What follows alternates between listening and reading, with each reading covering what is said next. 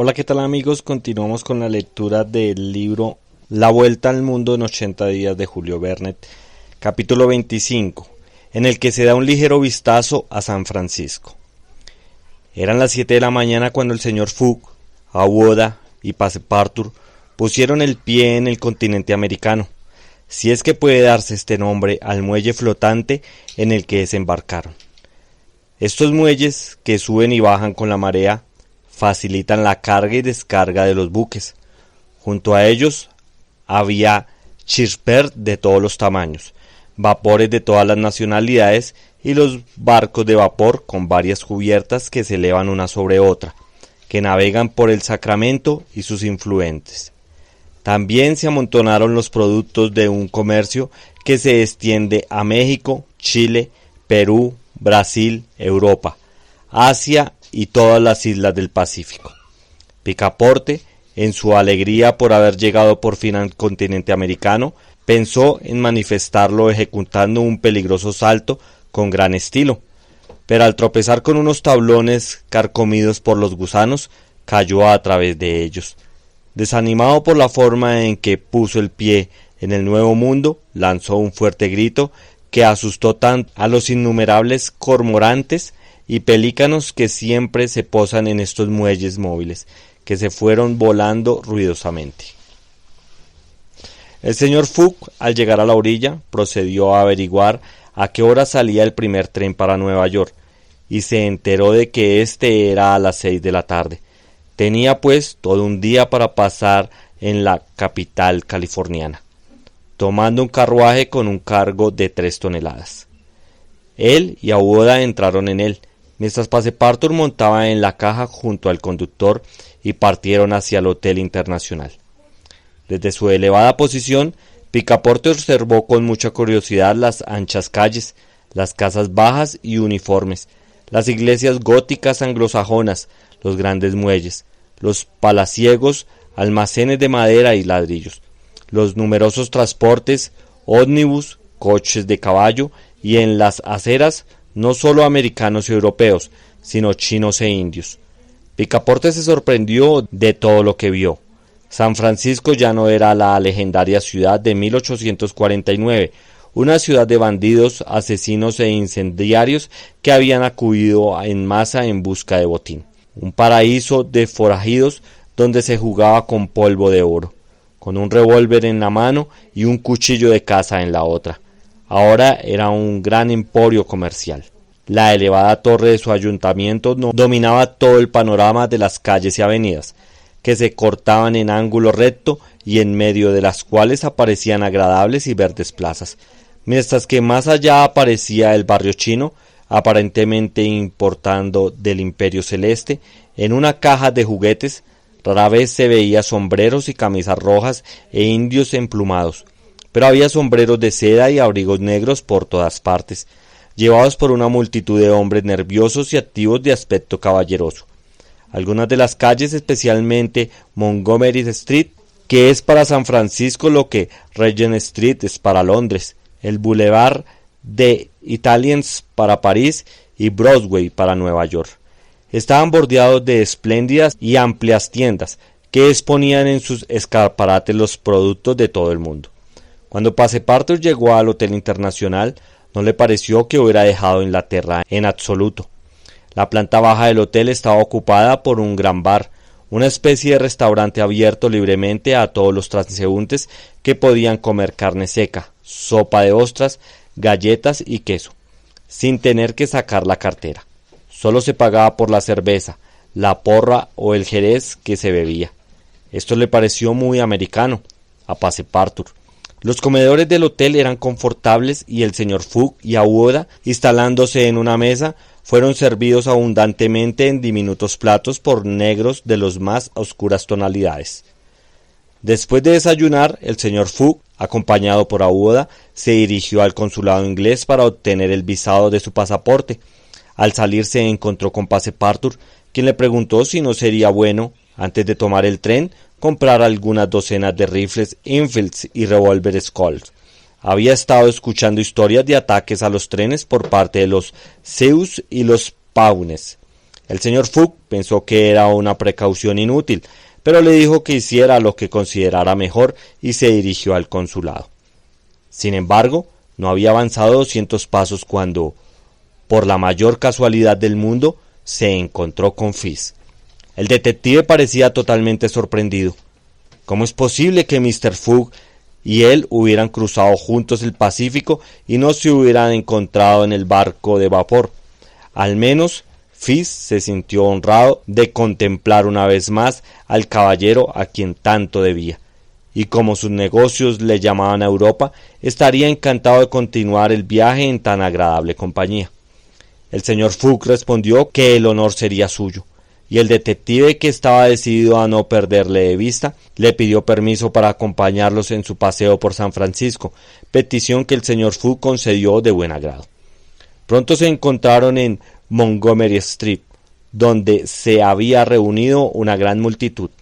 Las aceras, la calle, los raíles de los coches de caballos, las puertas de las tiendas, las ventanas de las casas e incluso los tejados estaban llenos de gente.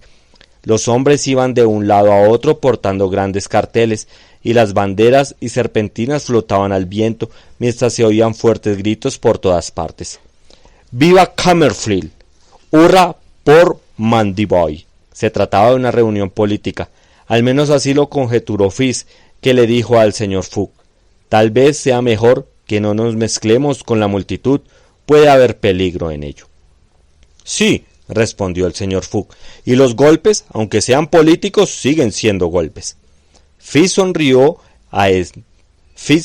ante esta observación, y para poder ver sin ser empujados, el grupo se colocó en lo alto de una escalera situada en el extremo superior de la calle Montgomery. Frente a ellos, al otro lado de la calle, entre un muelle de carbón y un almacén de petróleo, se había levantado una gran plataforma al aire libre hacia la que parecía dirigirse la corriente de la multitud. ¿Con qué fin se celebró esta reunión? ¿Cuál era el motivo de esta excitada reunión? Phileas Fogg no podía imaginarlo. ¿Era para nombrar a algún alto funcionario, un gobernador o un miembro del Congreso? No era improbable. Tan agitada estaba la multitud ante ellos. Justo en este momento se produjo una inusual agitación en la masa humana. Todas las manos se levantaron en el aire, algunas fuertemente cerradas. Parecía desaparecer repentinamente en medio de los gritos una forma enérgica, sin duda, de emitir un voto. La multitud retrocedió, las pancartas y las banderas se agitaron, desaparecieron un instante y volvieron a aparecer hechas jirones. Las ondulaciones de las mareas humanas llegaron hasta los escalones, mientras todas las cabezas se agitaban en la superficie como un mar agitado por una borrasca. Muchos de los sombreros negros desaparecieron y la mayor parte de la multitud parecían haber disminuido en altura. Evidentemente es una reunión, dijo Fizz, y su objeto debe ser apasionante. No me extrañaría que se tratara del Alabama, a pesar de que esa cuestión está resuelta. Tal vez, respondió el señor Fogg simplemente. Al menos hay dos campeones en presencia, el honorable señor Copperfield y el honorable señor Mandiboy. Awoda, apoyada en el brazo del señor Fogg, observaba con sorpresa la multuosa escena, mientras Fizz preguntaba a un hombre que estaba cerca de él cuál era la causa de todo aquello. Antes de que el hombre pudiera responder, se produjo una nueva agitación. Se oyeron hurras y gritos excitados. Las varas de los estandartes empezaron a usarse como armas ofensivas y los puños volaron en todas direcciones. Se intercambiaron golpes desde la parte superior de los carros y ómnibus que habían sido bloqueados por la multitud. Las botas y los zapatos se arremolinaron en el aire y el señor Fogg creyó oír incluso el chasquido de los revólveres que se mezclan en el estruendo. Cuando la horda se acercó a la escalera y fluyó sobre el escalón inferior, evidentemente uno de los bandos había sido rechazado. Pero los meros espectadores no podían saber si Mandiboy o Copperfield habían ganado la partida. «Sería prudente que nos retirásemos», dijo Fizz, que deseaba que Mr. Fogg no recibiera ninguna herida, al menos hasta que volviera a Londres.